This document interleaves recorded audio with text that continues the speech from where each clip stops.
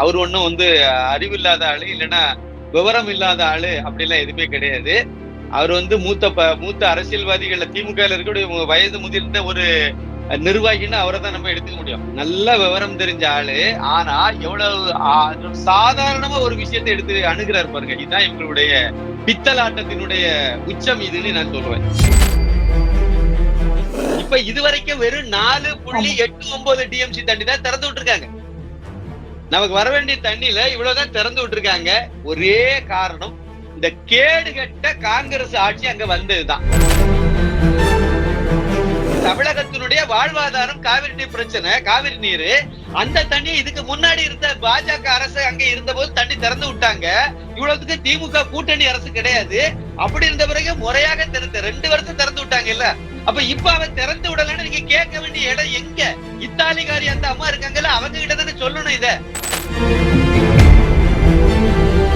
காவிரி மேலாண்மை வாரியத்தை மதித்து கர்நாடகா முறையாக தர வேண்டிய தண்ணியை திறந்து விடலன்னா நாங்க வந்து இந்த கூட்டணியில இருக்க மாட்டோம், இந்த காங்கிரஸ் களவாணி கூட்டணியில இருக்க வேண்டிய அவசியம் இல்லைன்னு ஒரே ஒரு ட்வீட் 4 லைன் அடிச்சு விட்டாருன்னா அடுத்த சாதாரண யூனியன் பிரதேசத்தினுடைய முதலமைச்சர் அரவிந்த் கெஜ்ரிவால் அவர்களுக்கு இருக்கக்கூடிய துணிச்சலும் திராணியும் கூட இந்த ஓங்கோல் இளவ வம்சாவளியில வந்த மு.க. ஸ்டாலின்காருக்கு இல்ல அப்படின்னா இதை விட கேவலம் வேற என்ன இருக்க முடியும் சொல்லுங்க. பட்ஜெட்ல வந்து எல்லா மாநிலத்துக்கும் பேர இருக்கணும், எல்லா மாநிலத்துக்கும் ஒவ்வொரு தடவை சிறப்பான திட்டங்கள் எல்லாம் கொடுக்கணும் கண்டிப்பா முடியாது. கொடுத்தா சரியும் கிடையாது.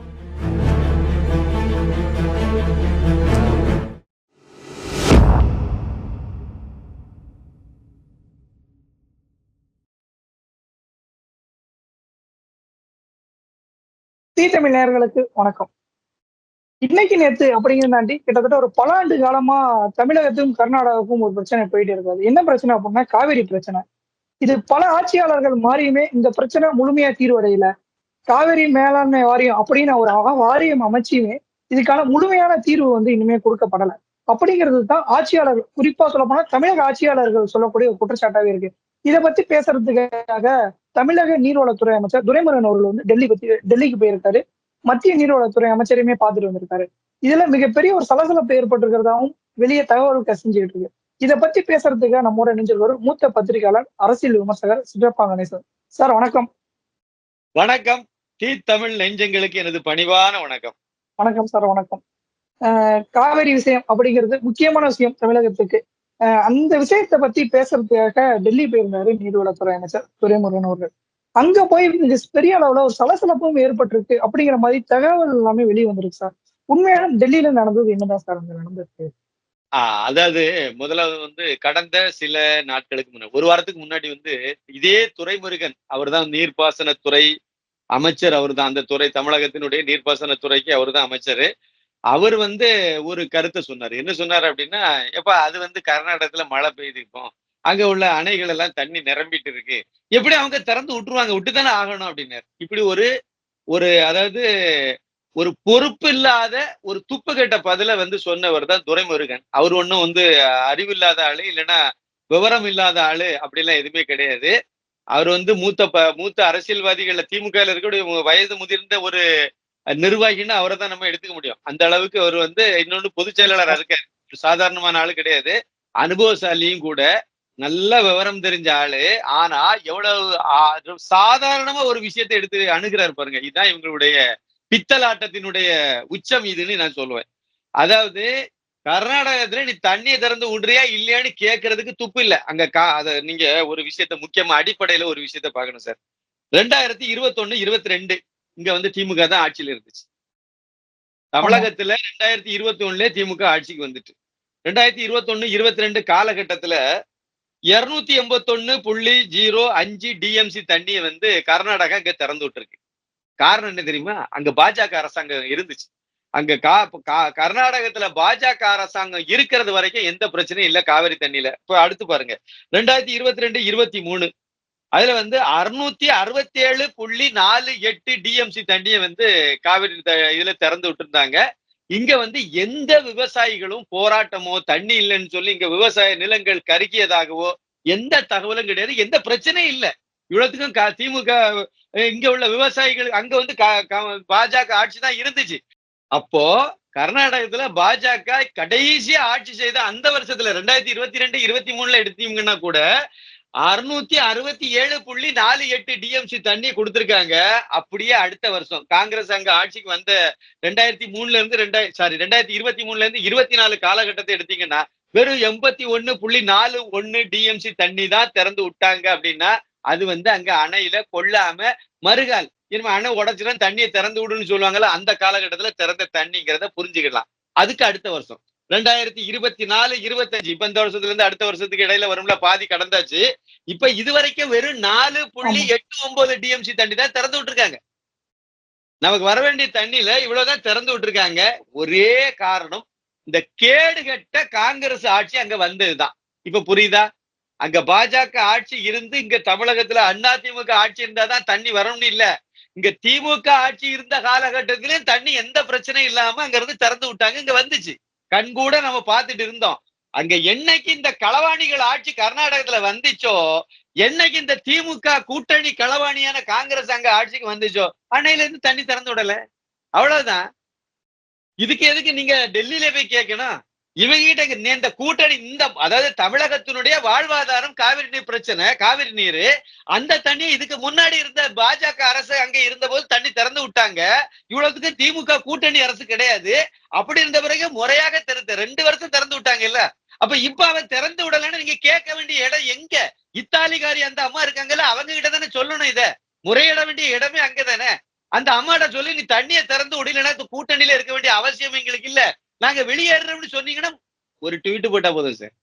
மு.க. ஸ்டாலின் காரு அவருடைய ட்வீட் பக்கத்துல ஒரே ஒரு ட்வீட், தண்ணிய காவிரி மேலாண்மை வாரியத்தை மதித்து கர்நாடகா முறையாக தர வேண்டிய தண்ணியை திறந்து விடலன்னா நாங்க வந்து இந்த கூட்டணியில இருக்க மாட்டோம், இந்த காங்கிரஸ் களவாணி கூட்டணியில இருக்க வேண்டிய அவசியம் இல்லைன்னு ஒரே ஒரு ட்வீட் 4 லைன் அடிச்சு விட்டாருன்னா அடுத்த அரை மணி நேரத்துல தண்ணி திறந்து விட போறாங்க. அவ்வளவுதானே விஷயம்.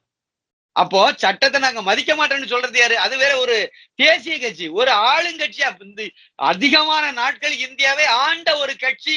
அந்த கட்சி அங்க ஆளுங்கட்சியா இருக்கு. அவன் வந்து சட்டத்தை மதிக்க மாட்டேன்னு சொல்றாங்க. அதை கேட்கறதுக்கு இங்க துப்புக்கட்ட ஒரு முதலமைச்சரை நம்ம வச்சிருக்கோம். இவங்க இங்க இருந்து ஒருத்தரை அனுப்பி விடுவாங்களா? இவங்க அங்க போங்க. அங்கேயும் அதே தான் கேட்டாங்க.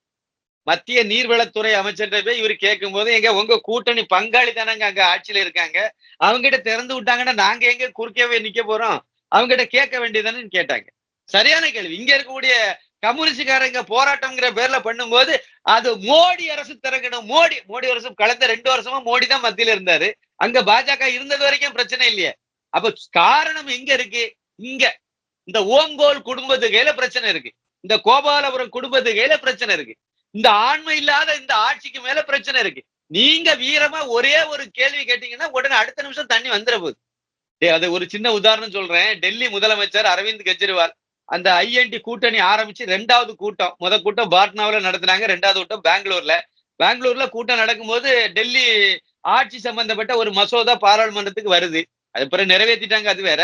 அந்த சட்டத்தை வந்து அந்த மசோதாவை வந்து காங்கிரஸ் ஆதரிக்கக்கூடிய நிலைப்பாட்டுல இருந்துச்சு அன்னைக்கு.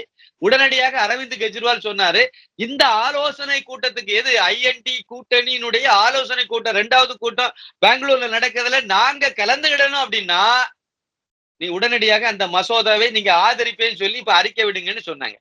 அதே மாதிரி காங்கிரஸ் கட்சி உடனே அறிக்கை விட்டது. பாராளுமன்றத்திலையும் அந்த மசோதாவுக்கு எதிராகத்தான் நிலைப்பாடு எடுக்கணும் அப்படின்னு சொல்லி கேட்டாங்க. இவரு காங்கிரஸ் அதை ஏத்துக்கிட்டு அறிக்கை விட்டாங்க, ஒரு நீண்ட அறிக்கை விட்டாங்க. பாராளுமன்றத்திலையும் அந்த மசோதாவுக்கு எதிராகத்தான் ஓட்டு போட்டாங்க காங்கிரஸ்காரங்க. ஒரு சாதாரண யூனியன் பிரதேசத்தினுடைய முதலமைச்சர் அரவிந்த் கெஜ்ரிவால் அவர்களுக்கு இருக்கக்கூடிய துணிச்சலும் திராணியும் கூட இந்த ஓங்கோல் வம்சாவளியில வந்த மு.க. ஸ்டாலின்காருக்கு இல்ல அப்படின்னா இதை விட கேவலம் வேற என்ன இருக்க முடியும் சொல்லுங்க? விட வேண்டிய தண்ணி நீ விடு, இல்லைன்னா அந்த கூட்டணி தேவையில்லைங்க. ஒரே ஒரு வார்த்தை, கூட்டணில இருந்து வெளியேற வேண்டாம், தேவையில்லைன்னு ஒரு சின்ன இதை மட்டும் பதிவு மட்டும் போடுங்க, ஆட்டோமேட்டிக்கா தண்ணி வந்துடும். இவ்வளவுதான் விஷயம். இத கூட செய்ய கையால் ஆகாத ஒரு அரசாங்கம் தான் தமிழகத்துல இருக்கு. இதுக்கு ஒரு மாடல் வச்சிருக்காங்க. அந்த மாடலுக்கு பேரு திராவிடியா மாடல் அரசாங்கம். இவ்வளவுதான். இதைதான் இப்படி சுத்தி வளைச்சு கடிதம் எழுதுறது. அப்புறம் நான் டெல்லிக்கு போனேன், முதலமைச்சர் பிரதமரை பார்க்க போனேன், நீர்வளத்துறை அமைச்சரை பார்க்க, இது எல்லாமே பித்தலாட்டம். ஏமாத்து வேலை, எத்துவாளித்தனம். அப்படியே காலத்தை தள்ளிட்டே போனா அப்புறம் மழை வரும், வேற வழி இல்லாம தண்ணியை திறந்து விடுவாங்க, அதோட அந்த பிரச்சனை முடிஞ்சு போயிடும். அடுத்த வருஷம் இதே மாதிரி வரும், இதே மாதிரி இழுத்துட்டு போனா எலெக்ஷன் வந்துடும், அப்புறம் நம்ம வேற பாத்துக்கலாம். இதே கதையை தான் பண்றாங்க. இதை விட இன்னொரு கொடுமை என்னன்னா, கர்நாடகத்துல இருக்கிற தேசிய கட்சிங்கிற மாதிரி எண்ணத்துல அவங்க இல்ல. அவங்க கர்நாடக மாநில கட்சி அளவுக்கு தான் அவங்க யோசிக்கிறாங்க. கர்நாடக மாநில நலனை பாதுகாக்க போறோங்கிற பேர்ல கர்நாடகத்தினுடைய அந்த இன உணர்வை தூண்டி விட்டே அவங்க ஆட்சி நடத்துறாங்க. இது காங்கிரஸுக்கு நல்லது இல்ல. அவங்க ஒரு தேசிய கட்சி. இதுக்கு முன்னாடி இருந்த தேசிய கட்சி பாஜக என்ன நிலைப்பாட்ட காவிரி நீர் பிரச்சனையில எடுத்துச்சோ, அதை ஒண்ணு இல்ல சார், தண்ணி தேவையில்லை, அந்த காலகட்டத்துல தண்ணி திறந்து விட்டா எவனும் கேட்க போறதே இல்லை. இவங்களாக வலுக்கட்டாயமா தூண்டி விடுறாங்க மக்களை கர்நாடக மக்களை தூண்டி விட்டு, அது பிறகு இன்னொன்னு கொண்டு வந்தாங்க பாருங்க. கர்நாடகத்தை சேர்ந்த மக்களுக்கு தான் தனியார் அலுவலகங்கள்ல எல்லாம் கூட தொழிற்சாலைகள்ல கூட 75% இடஒதுக்கீடு கொடுக்கணும், அட்மினிஸ்ட்ரேஷன்ல 50% கொடுக்கணும். இதெல்லாம் அந்த இன உணர்வை தூண்டி விடக்கூடிய வேலை. கன்னடன் சொல்லி அதை கிளப்பி விட்டு அந்த மக்கள் மத்தியில இதை விதைச்சு ஒரு விஷத்தை கைக்கி இப்படித்தானே திமுக தமிழகத்துல ஆட்சியை பிடிச்சது. இதே மாதிரியான நிலைப்பாட்டை காங்கிரஸ் கையில எடுக்குது. ஒரு மாநில கட்சின்னா கூட அது மாநில கட்சி பிரிவினைவாதத்தை தூண்டுதுன்னு சொல்லலாம். ஆனா ஒரு தேசிய கட்சியே காங்கிரஸ் கட்சியே ஒரு பிரிவினைவாத அரசியலை முன்னெடுக்கிறது அந்த கட்சிக்கு நல்லது இல்ல. மொத்தத்துல அது நல்லது இல்ல. அவங்க புரிஞ்சுக்கிட்டா சரி. நம்மளை பொறுத்த வரைக்கும், தமிழகத்தை பொறுத்த வரைக்கும் நம்ம ஒரு கையால் ஆகாத முதலமைச்சரை வச்சிருக்கோம். அதான் இல்ல அனைத்துக்கும் காரணம். இதை தவிர வேற எதுவுமே இல்ல சொல்றதுக்கு இல்ல. அதே மாதிரி இப்ப சமீபத்துல பட்ஜெட், மத்திய அரசுடைய பட்ஜெட் இப்ப வெளியிட்டாங்க சார். அந்த பட்ஜெட்ல தமிழகத்துக்கு சரியான நிதி கொடுக்கல அப்படிங்கிறதுக்காக நிதி ஆயோக் கூட்டத்தை தமிழக முதலமைச்சர் பங்கேற்க மாட்டேன் அப்படின்னு சொல்லி அறிக்கை கொடுத்திருந்தாங்க. இன்னைக்கு நிதி ஆயோக் கூட்டமே ஆரம்பிச்சுட்டாங்க. இந்த மாதிரி சமயத்துல நிதி ஆயோக் கூட்டத்துல பங்கேற்காம இருக்கிறது தமிழகத்துக்கு பிளஸ்ஸா இல்ல மைனஸா சார்? என்ன சந்தேகம், மைனஸ் தான். இன்னொரு கேள்வி கேட்கிறேன். நம்ம முதலமைச்சர் மு.க. ஸ்டாலின் காரு இதுக்கு முன்னாடி எத்தனை முறை நிதி ஆயோக் கூட்டத்துல கலந்துகிட்டாரு? இதுவரைக்கும் இன்னைக்கு நடக்கிறது 3வது கூட்டம். இதுக்கு முன்னாடி 2 தடவை இவர் முதலமைச்சரான பேர் 2022ல நடந்திருக்கு, 2023ல நடந்திருக்கு. இந்த 2 கூட்டத்திலுமே இவர் கலந்துக்கல. 2022ல எங்க அப்பாவுக்கு நினைவு நாள், அதனால போகலன்னு சொல்லிட்டு பொத்திட்டு நடந்தார். 2023ல நான் வெளிநாட்டுக்கு போறேன் அதனால போகலன்னு சொல்லிட்டு போயிட்டார். இப்ப 3வது தடவை இப்ப எனக்கு தமிழ்நாடுங்கிற பேர் இந்த மத்திய இதுல இல்ல, பட்ஜெட்ல இல்ல, அதனால நான் போகலன்னு சொன்னேன். போகல அப்படின்னு சொல்லி சொன்னார். நான் என்ன கேக்குறேன், தமிழக பட்ஜெட் இப்போ பிப்ரவரி மாசம் போட்டாங்கல்ல, 38 மாவட்டங்கள் இருக்கு. அதுல 27 மாவட்டங்களுடைய பேர் இல்ல, வெறும் 11 மாவட்டத்துக்கு பேர் தான் இருந்து. அதுக்கு என்ன சொல்ல போறாரு? அதுக்கு என்ன சொல்ல போறாரு? தமிழகத்துக்கு மத்திய அரசு எதுவுமே செய்யல. கடந்த 10 வருஷத்துக்குள்ளால எடுத்து பாத்தீங்க அப்படின்னா 11.5 லட்சம் கோடி அளவுக்கு தமிழகத்துல பல்வேறு திட்டங்களை நடைமுறைப்படுத்தி இருக்கு மோடி அரசு. அப்புறம் எப்படி இங்க நாங்க ஒண்ணுமே செய்யல, மத்திய அரசு ஒண்ணுமே செய்யல, தமிழகத்துக்கு எதுவுமே செய்யலன்னு எப்படி, எந்த அடிப்படையில அவரு இதை சொல்லிட்டு தெரியாரு அப்படின்னு எனக்கு தெரியல. அவரு ஆனா அப்படித்தான் சொல்லுவாரு. இன்னொரு விஷயத்தையும் சொல்றேன். ஒரே ஒரு சின்ன உதாரணத்தை மட்டும் சொன்னா சரியா இருக்கும்னு நினைக்கிறேன். இந்த பட்ஜெட்ல தமிழகத்துக்கு குறிப்பாக ரயில்வே துறைக்கு மட்டும் 6362 கோடி ரூபாய் ஒதுக்கீடு பண்ணிருக்காங்க. அது கடந்த வருஷம் இதே மாதிரி 6080 கோடிக்கு ஒதுக்கீடு பண்ணிருக்காங்க. இந்த வருஷம் ஒதுக்குன அந்த பங்கீடு இருக்கு பாத்தீங்களா, அதாவது 6362 கோடி ரூபாய் இப்ப ஒதுக்கியிருக்காங்கல்ல, ரயில்வே துறையில மட்டும்தான் நான் சொல்றேன். அந்த தொகையானது 2006ல இருந்து 2011 வரைக்கும் மத்தியில காங்கிரஸ், திமுக இந்த களவாணி கூட்டணிகள் ஆட்சியில இருந்த போது தமிழகத்திற்கு ஒதுக்கிய நிதியை விட 7 மடங்கு அதிகம்.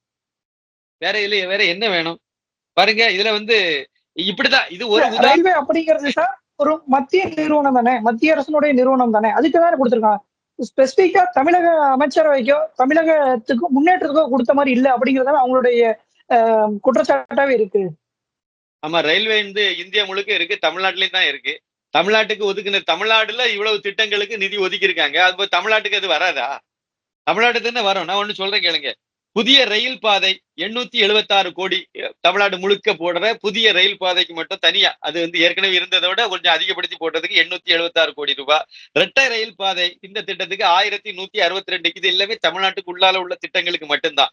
மின்மயமாக்கல் திட்டங்கள் அதுக்கு ஒரு 111 கோடி ரூபாய். திண்டிவனத்திலிருந்து திருவண்ணாமலைக்கு புதிய ரயில் பாதை, இதுக்கு ஒரு 100 கோடி ரூபாய். திண்டிவனம் நகரி 350 கோடி ரூபாய், அத்திப்பட்டு புத்தூர் 50 கோடி ரூபாய், ஈரோடு பழனி 100 கோடி ரூபாய், மாமல்லபுரம் புதுச்சேரி கடலூர் 25 கோடி ரூபாய், மதுரை தூத்துக்குடி அதை விரிவாக்க திட்டத்துக்கு 100 கோடி ரூபாய், ஸ்ரீபெரும்புதூர் இருங்காட்டுக்கோட்டை கூடுவாஞ்சேரி 25 கோடி ரூபாய், மொரப்பூர் தருமபுரி 115 கோடி ரூபாய். இது எல்லாமே இந்த இந்த ரயில்வே பட்ஜெட்ல, அதாவது இந்த மத்திய பட்ஜெட்ல ரயில்வே துறைக்கு மட்டும் தமிழகத்துக்கு கொடுத்தது. கொடுக்கலன்னா 11 மருத்துவக் கல்லூரியை குறைந்த காலத்துல ஒரே நேரத்துல தமிழகத்துக்கு வாரி வழங்கினாரு பிரதமர் நரேந்திர மோடி. அந்த நேரத்துல நீங்க மத்திய உத்தரப்பிரதேசம் நம்ம நாட்டை விட, நம்ம மாநிலத்தை விட 3 மடங்கு பெரிய அதிகமான மக்கள் தொகையை கொண்ட மாநிலம் உத்தரப்பிரதேசம். அங்கேயே 9 தான் கொடுத்தாரு. அந்த டைம்ல நமக்கு 11 கொடுத்தாரு. நமக்கு கொடுத்த கணக்குப்படி பாத்தீங்கன்னா 27 மருத்துவக் கல்லூரி மருத்துவமனைகளை அந்த நேரத்துல கொடுத்திருக்கணும். அவ்வளவு பெரிய மாநிலம், பின்தங்கிய மாநிலம் நம்மளை விட. ஆனாலும் அவங்களை விட அதிகமா நமக்கு தானே கொடுத்தாரு. எய்ம்ஸ் மருத்துவமனை இதுக்கு முன்னாடி காங்கிரஸ் 15 ஆண்டுகள் மத்தியில இருந்துச்சு. 5 ஆண்டுகள் வாஜ்பாய் பீரியட்ல, சாரி திமுக மத்தியில 15 ஆண்டுகள் பங்கெடுத்திருந்து. வாஜ்பாய் காலத்துல வாஜ்பாய் கூட்ட ஆட்சியிலையும் பங்கெடுத்தது திமுக. அதே மாதிரி அதை தொடர்ந்து 2006ல இருந்து 2004ல இருந்து 2014 வரைக்கும் 10 ஆண்டுகள் தொடர்ந்து இருந்தாங்க. அந்த 10 மொத்தத்துல எடுத்தீங்கன்னா 15 வருஷம் வருது. இந்த 15 வருஷத்துக்குள்ள எத்தனை எய்ம்ஸ் மருத்துவமனை தமிழ்நாட்டுக்கு கொண்டு வந்தது திமுக அரசாங்கம்? திமுக காரங்க எத்தனை இதை கொண்டு வந்தாங்க? திமுக மந்திரி சபையில, அதாவது மத்திய மந்திரி சபையில திமுகவில் உள்ள முக்கியமான ஆட்கள், முக்கியமான இலாகையெல்லாம் பிடிக்க வச்சிருந்தாங்க கையில. ஆனாலும் இங்க தமிழ்நாட்டுக்கு எத்தனை எய்ம்ஸ கொண்டு வந்தாங்க? எத்தனை அரசு மருத்துவக் கல்லூரிகளை கொண்டு வந்தாங்க? கொண்டு வரலையே. அன்னைக்கு எவ்வளவு ரயில்வே திட்டத்தை கொண்டு வந்திருக்கலாம், என்னத்தை கொண்டு வந்தாங்க இவங்க? எதுவுமே பண்ணல. இப்பதானே எல்லாம் கொண்டு வந்தாங்க. குறிப்பா மதுரையில இருந்து திருவனந்தபுரம் வரைக்கும், மதுரையில இருந்து கன்னியாகுமரி வரைக்கும், மதுரையில இருந்து தூத்துக்குடி வரைக்கும் இரட்டை ரயில் பாதையே மோடி வந்த பிறகுதான் கொண்டு வந்தாங்க. இதுக்கு பின்னாடியே நிறைய வரலாறு இருக்கு. தங்க நாற்கரை சாலை கன்னியாகுமரியில ஆரம்பிச்சு காஷ்மீர் வரைக்கும் உள்ளதுதான் தங்க நாற்கரை சாலை. ஆனா காஷ்மீர்ல இருந்து ஒருத்தர் கிளம்பி வந்தான் அப்படின்னா, தமிழ்நாடு வழியா கன்னியாகுமரி போறான் அப்படின்னா, கன்னியாகுமரி மாவட்ட எல்லையை ஒட்டி 5 கிராமம்னு ஒரு கிராமம் இருக்கு. அதுக்கு பிறகு அது தடைபட்டு போச்சு. அது பிறகு அது முழுமை ஆகல. அதுக்கு பிறகு அதுல ஒரு நரிக்குளம், அந்த நரிக்குளத்துக்கு அந்த பக்கத்துல இருந்து கடற்கரை வரைக்கும் நீட்டிட்டாங்க. ஆனா அந்த நரிக்குளம் மட்டும் துண்டு விழுந்து போச்சு. 10 வருஷமா இவங்க அதை கண்டுக்கவே இல்லை. 1-2 வருஷம் இல்ல, 2004ல இருந்து ஆரம்பிச்சு 2014 வரைக்கும் அதுக்கு எந்த தீர்வும் கிடைக்கல. விவசாயிகள் அந்த ரோடு போடுறத தடுத்தாங்க, கோர்ட்டுக்கு போனாங்க. திருப்பி பொன் ராதாகிருஷ்ணங்கிற ஒரு மனிதர் கன்னியாகுமரி மாவட்டத்திலிருந்து எம்பி ஆகி மத்திய அமைச்சராகி, அவரு முன்னெடுப்புல 28 கோடி ரூபாய் மதிப்பீட்டுல ஒரு பாலம் கட்டி நரிக்குளத்துக்கு மேல பாலம் போட்டு இழுத்து தூக்கிட்டு போனாங்க. இன்னைக்கு நீங்க சென்னையில இருந்து போனீங்கன்னா கன்னியாகுமரியில கடற்கரையில போய் இந்த வண்டி நிக்கும். அந்த அளவுக்கு தங்க நாற்கரை சாலையை பண்ணுனாங்க. இவங்க என்ன பண்ணாங்க? 10 வருஷம் இருந்தாங்களா மத்தியில. 10 வருஷமா கன்னியாகுமரி மாவட்டத்திலே நீங்க தானே எம்பியா இருந்தீங்க. மத்திய அமைச்சர்கள் எல்லாம் உங்க கையில வச்சிருந்தீங்கல்ல. என்னத்தை கிழிச்சாங்க இவங்க? இல்ல கன்னியாகுமரி இந்த ஒரு ரோடு கூட உங்களால முடிக்க முடியல. இவ்வளவுதான் இவங்க செய்த சாதனைகள். அதனால இப்ப மோடி அரசாங்கம் அதே மாதிரி திருவள்ளுவரை இழிவுபடுத்திட்டாங்க, திருவள்ளுவரை சொல்லல, திருக்குறளை படிக்கல, இப்படி எல்லாம் சொல்லிட்டு இருக்காரு மு க ஸ்டாலின். கேவலமா இல்லையா? திருவள்ளுவருக்கு நெத்தியில இருந்த விபூதி அழிச்சது யாரு? இவங்கதான் அழிச்சிட்டு இருந்தாங்க. திருவள்ளுவரை வட இந்திய பல்கலைக்கழகத்துல எல்லாம் கொண்டு போய் சேர்த்தது பிரதமர் நரேந்திர மோடி. தமிழை உலக கொண்டு போனது நரேந்திர மோடி. இவங்க அவருக்கு பாடம் நடத்திட்டு நடக்காருங்க. ஒண்ணு இல்லைங்க, ஒரு துப்புக்கட்ட முதலமைச்சரா வச்சிருக்கான். இவர் நிதி ஆயோக் கூட்டத்துல போய் பேசுக்கு வக்கு இல்ல, துப்பு இல்ல, அது தவிர வேற எதுவுமே இல்ல. பேசுறதுக்கு இவரு திராணி இல்ல, பயம். அதுல போய் கலந்துகிட்டா பிரதமர் இருப்பாரு, எல்லாரும் இருப்பாங்க. அங்க போய் என்னத்த பேசுறதுங்கிற ஒரு பயம்.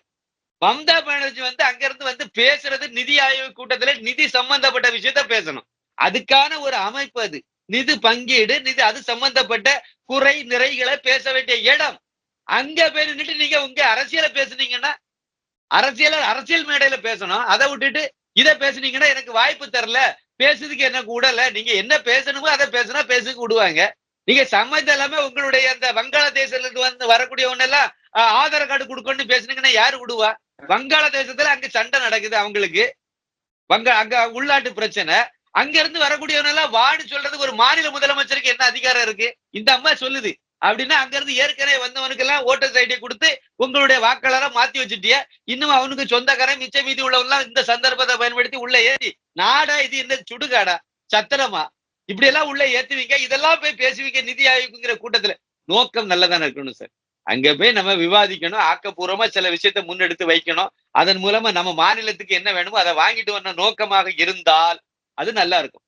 நம்ம எலெக்ஷன் இன்னும் முடியல, இன்னமும் எலெக்ஷன் தேர்தல் பிரச்சாரத்துல இருக்க மாதிரியே நினைச்சிட்டு அரசியல் நடத்தணும்னு சொல்லி பண்ணுனா அது இப்படிதான் இருக்கும். மு.க. ஸ்டாலின் காரு என்னன்னா ஒரு காரணம் அவருக்கு பயம். அங்க போய் இந்தியும் தெரியாது, இங்கிலீஷும் தெரியாது, வேற என்ன லாங்குவேஜ்ல இவரு போய் அங்க போய் பேசுவாரு. அதான் பிரச்சனை.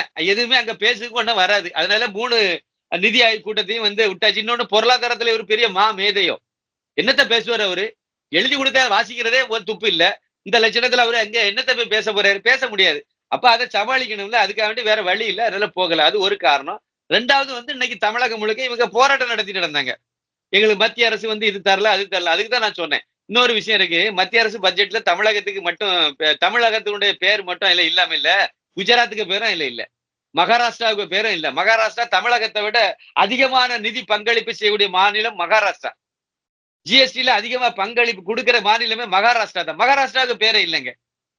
ஒரு வீட்டுல 5 குழந்தைகள் இருக்காங்கன்னா அதுல 2 பேர் 5 பிள்ளைகள் பையன்கள் இருக்காங்க அப்படின்னா அதுல 2 பேர் அரசாங்க ஊழியரா இருக்கான். இல்லைன்னா ஒரு நல்ல பெரிய பிசினஸ் மேனா இருக்கான். மாசத்துக்கு 4 லட்சம் 5 லட்சம் வீட்டுக்கு கொடுக்குறான் அப்படின்னா அவன் கொடுக்கதான் செய்வான். அவனால அது முடியும். ஏன்னா அவன் சம்பாதிக்கிறான், அதனால கொடுக்குறான். அதனால அவன் கொடுக்கணும். அதான் முறை. ஆனா இன்னும் 2 பேரும் படிச்சுட்டு இருக்காங்க, அவனால எதுவுமே கொடுக்க முடியாது. இன்னொருத்தர் நோய்வாய்ப்பட்டு இருக்கான் அப்படின்னா நோய்வாய்ப்பட்டவனுக்கு தான் ஹார்லிக்ஸ் குளுக்கோஸ் அதிகமான இதை செலவு பண்ண வேண்டியது இருக்கும். அதனால படிச்சுட்டு இருக்கவன் ஒண்ணும் தரல, நீ அவனுக்கு எதுக்கு நீ நல்ல சோறு கொடுக்குற, அவனுக்கு நீ சோறே கொடுக்காதன்னு சொல்ல முடியுமா? இல்ல நோய்வாய்ப்பட்டவனுக்கு நீ என்னத்துக்கு அதிகமா கவனிக்கிற, அதிகமான செலவை நீ அவனுக்கு ஏன் பண்றன்னா அவனுக்கு இன்னைக்கு நீ செலவு பண்ணீங்கன்னா நாளைக்கு அவனு சம்பாதிப்பாங்கிறது. இது ஒரு வீட்டுல நடக்கக்கூடிய விஷயம். யாரு சம்பாதிக்கிறாங்க, அதிகமா சம்பாதிக்கிற ஆளுக்கு அதிகமா கொடுத்தா தப்பு. எல்லாருக்கும் ஒரே மாதிரிதான் பண்ணணும். நோய்வாய்ப்பட்டவனுக்கு கொஞ்சம் அதிகமா செலவு பண்ண வேண்டியது இருக்கும். அதே மாதிரிதான் எந்த மாநிலம் பின்தங்கி இருக்கோ அந்த மாநிலத்துக்கு கொஞ்சம் அதிகமான திட்டங்களை கொடுக்க வேண்டியது வரும். அடுத்த இது வருஷத்துக்கு ஒரு தடவை தான் பட்ஜெட், ஒரு தடவை பட்ஜெட் போடப்படுது. இந்த வருஷம் இல்லைன்னா அடுத்த வருஷம் வரும். ஏன் எங்க மாவட்டத்துக்கு பேர் பட்ஜெட்ல இவரு சொல்லல மு.க. ஸ்டாலின் காரு. கன்னியாகுமரி மாவட்டத்தை இவங்க மதிக்கிறதே கிடையாதுங்க. நெல்லை எங்களது தொல்லை, குமரி எங்களது தொல்லை. அப்படிதான் கருணாநிதி சொன்னாரு. அந்த டயலாக் படிதான் நடக்கிறாங்க. வேணா நீங்க ஒரு விசிட் அடிக்க கன்னியாகுமரி மாவட்டத்துல ஏதாவது ஒரு ரோடு நல்லா இருக்குன்னு சொல்லுங்க. கிடையவே கிடையாது. இவங்க பூரா இப்படிதான் பண்ணிட்டே இருக்காங்க. இப்பவும் அப்படிதான். ஏதோ பொன் ராதாகிருஷ்ணன் கொஞ்சம் ரோடு கிட்டலாம் ஒரு 4000 கோடிக்கு அவ்வளவு ரோட்டையும் போட்டு வச்சாரு. அதை இப்ப பஞ்சர் ஓட்டுக்கு துப்பு இல்லாம கிடக்குறாங்க. இதான் ஒரிஜினல் நிலவரம். படித்த மக்கள் அதிகமான மாநிலம். எத்தனை தொழிற்சாலை அங்க வச்சிருக்காங்க பாருங்க. இவ்வளவு வருஷமும் திமுக ஆட்சி தானே, திமுக அண்ணா திமுக ஆட்சி தான் இருந்துச்சு. அங்க எத்தனை தொழிற்சாலை இருக்குன்னு பாருங்க. எதுவுமே கிடையாது. ஒரே ஒரு வர்த்தக துறைமுகத்தை கொண்டு வந்தாலாவது அதுலயே ஒரு 1 லட்சம் பேர் அளவுக்கு நேர்முகமாகவும் மறைமுகமாகவும் வேலை வாய்ப்பு கிடைக்கும், பயன்பெறும்னு பார்த்தாங்க. அதையும் கெடுத்து அப்படியே கேரளாக்கு தள்ளி விட்டுட்டாங்க. முடிஞ்சு போச்சு. அதையும் நாசம் பண்ணிட்டாங்க. ஒரு விமான நிலையம் வந்துச்சுன்னா அது சர்வதேச சுற்றுலா தலம். ஏதாவது கொஞ்சம் முன்னுக்கு வரணும்னு பார்த்தாங்க. அதையும் வர விடாம தடுத்து விட்டாச்சு. இதே கதை தான். இப்படியே பண்ணிக்கிட்டே இருக்க வேண்டியதுதான். அதனால இவங்களுக்கு முதலாவது இது ஒரு பட்ஜெட் ஒரு தேசிய அளவுல ஒரு எல்லா மாநிலங்களுக்கான பட்ஜெட். ஒவ்வொரு இது எந்த காலத்திலும் போட முடியாது. பட்ஜெட்ல எல்லா மாநிலத்துக்கு பேரா இருக்கணும். எல்லா மாநிலத்துக்கும் ஒவ்வொரு தடவையும் சிறப்பான திட்டங்கள் எல்லாம் கொடுக்கணும் கண்டிப்பா முடியாது. கொடுத்தா சரியும் கிடையாது. வளர்ச்சி அடைந்த மாநிலத்துக்கு கொஞ்சம் கொடுக்கறத குறைக்கணும். வளர்ச்சி அடையாத மாநிலங்களுக்கு கொஞ்சம் கொடுத்து தூக்கி விடணும். இதுதான். இது கூட தெரியாத புண்ணாக்கு மாடல்கள் எல்லாம் கொண்டு போய் முதலமைச்சரா வச்சிருந்தோம் அப்படின்னா அவங்க எல்லாம் இப்படிதான் பேசிக்கிட்டே இருப்பாங்க. நம்ம கேட்டுக்கிட்டே இருக்க வேண்டியதுதான். இன்னைக்கு இருக்கக்கூடிய அரசியல் பற்றியும் முதலமைச்சர் எல்லாம் எப்படி இருக்கணும், பட்ஜெட் பற்றியும் ரொம்பவே தெளிவா சொல்லியிருக்கீங்க. ரொம்பவே மெதுவாகவும் என்னுடைய நேயர்களாக சொல்லியிருக்கீங்க. ரொம்பவே நன்றிங்க சார். மிக்க நன்றி. நன்றி, வணக்கம்.